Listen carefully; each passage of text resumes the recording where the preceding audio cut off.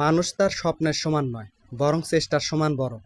মানুষ শুধু স্বপ্ন দেখে বড় হয় না, বরং তার পরিশ্রম, অধ্যবসায় এবং চেষ্টা তাকে সাফল্যের উচ্চতায় পৌঁছে দেয়। স্বপ্ন দিক নির্দেশনা দেয় মাত্র, কিন্তু চেষ্টা ছাড়া তা অধরাই থেকে যায়।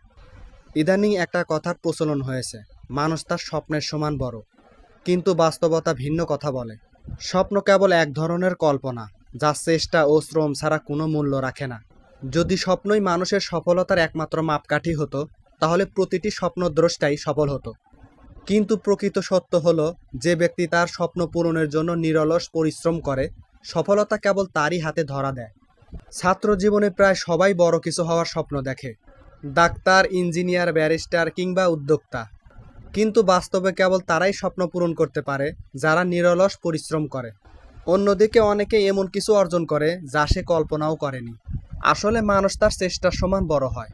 এর প্রমাণ মহান আল্লাহ তাআলা পবিত্র কোরআনে বলেছেন, আর এই যে মানুষ তাই পায় যা সে চেষ্টা করে। মহান আল্লাহ তাআলা সূরা রাদের 11 নম্বর আয়াতে আরও বলেছেন, নিশ্চয়ই আল্লাহ কোনো সম্প্রদায়ের অবস্থা পরিবর্তন করেন না যতক্ষণ না তারা নিজেরা নিজেদের অবস্থা পরিবর্তন করে।